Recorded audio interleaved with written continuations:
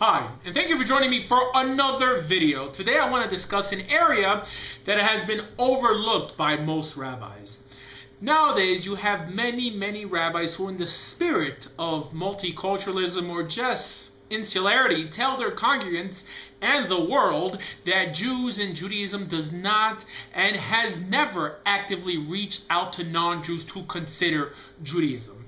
They'll tell you that as Jews, if we encourage anything, we only encourage non-Jews to keep the 7 laws, the Sheva Mitzvahs B'nai Noach.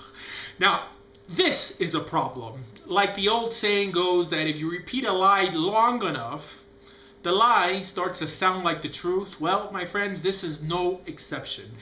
The problem is when people hear the words to proselytize, they imagine people forcibly converting other people to Judaism, which is clearly not allowed in Judaism, not to mention it's civilly legal. No, friends, to proselytize is to encourage others to love God to such a level that he or she would want to become a Jew and accept our God's holy Torah.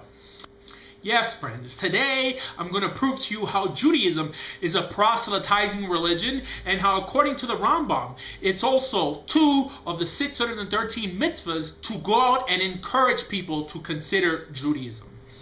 So, here we go. The Rambam's Mishnah Torah is our authoritative source for everything dealing with the mitzvahs incumbent on the B'nai Noach. This would indicate that the Rambam's Pesach concerning the B'nai Noach could theoretically be considered halacha l'maisa. How? Because later poskim really didn't touch on this issue much. First, you have to know that when the Rambam speaks of a ger toshav, a resident alien, he's referring to what we consider today a non-Jew who's taken upon himself the Sheva mitzvahs, or what has come to be referred to as a Noahide. This also includes those that are known as the Chasidei Umas Ha'olam, the pious of the nations. And also, some erroneously think that a resident alien or a ger toshav could only exist in Eretz Yisrael, but it is clear that the Rambam doesn't limit a resident alien to Eretz Yisrael alone, but rather states that they could be accepted anywhere. So, according to the Rambam, anyone in any place who accepts the Sheva mitzvahs is a ger toshav. For the concept doesn't mean that one resides in Eretz Yisrael, the land of Israel, but rather one resides among Am Yisrael, the people of Israel. The reason this is so important is because it is mainly from the Rambam that we know anything pertaining to the Noahides or the B'nai Noach. So what he brings down is incumbent on all Jews and non-Jews. And anyone who's familiar with what's written in the Yad, in the Mishnah Torah, knows that the Rambam explicitly says that Noahides are only accepted when Klal Yisrael is keeping the Yovel year, the Jubilee. In other words, only really during Yemos HaMashiach, during the Messianic age, which we're not in yet.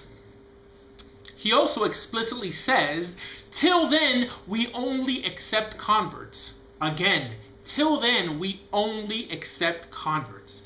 Now, you're probably thinking, what about groups like Chabad that claim to actively encourage non-Jews to accept the Sheva mitzvahs or the Noahide laws?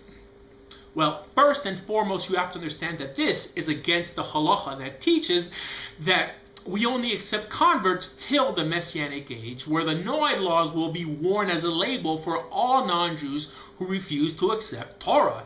This, my friends, is the halacha.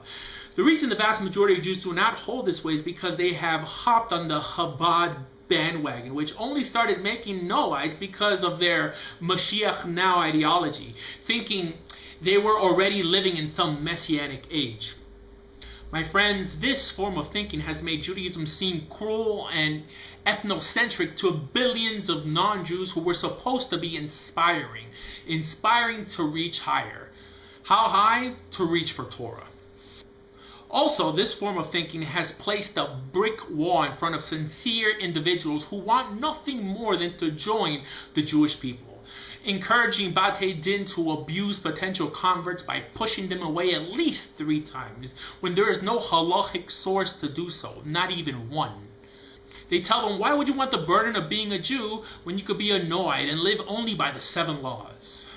Rabbis actively tell non-Jews these things that are not true. It is not easier to be a Noahide than it is to be a Jew. They don't tell Noahides that they're liable for the death penalty for stealing a sheva pruta, for stealing a penny. As a matter of fact, that they're liable for the death penalty for breaking any of the 7 laws, while a Jew is not. They don't tell them that they have a lesser portion in the world to come and that they won't partake in the resurrection of the dead. No, friends. This Noahide movement that we see today only exists as a cover-up for the insularity that Jews feel in their hearts. They use it as a tool to keep non-Jews out of Judaism. Friends, we as the people of God need to do tshuva for the cruelty we have thrusted upon non-Jews. Even getting the government to sign the 7 laws in legislation, what cruelty. No, friends, it's a schus to be a yid, and it's also a mitzvah to encourage others to become one also. How? Well, in the Rambam's Sefer HaMitzvahs, his great work where he enumerated all the Taryag mitzvahs, in Mitzvah Gimel, the 3rd mitzvah, the mitzvah is to love Hashem. The question is, how do we fulfill this mitzvah? Well, the Rambam states that the way we fulfill the mitzvah of loving the Creator is by sharing Him with the rest of the world. He said it's equivalent that when you love a person, you call on others to get close to that person and love Him also. He says that it is written, you shall make God beloved by all people, just like our father Abraham did by actively converting people in Haran, while Sarah converted the women and he converted the men. It also says that you love God only to the extent that you draw others to Him. So if you're not actively trying to bring Jews and non-Jews into the faith that you have accepted as true, Torah, Judaism, you are not fulfilling the mitzvah of loving Hashem. Also in the Rambam Sefer Mitzvahs, Mitzvah Tet, the 9th mitzvah, to sanctify the name of God. Right? The question is, how do we sanctify God's name? Well, the Rambam states that the essence of the commandment which is commanded is to publicize this true faith, Judaism, to the rest of the world, and we should not fear any harm by doing so. Right? As it says, He has commanded us to sanctify His holy name, to proclaim this true faith to the world.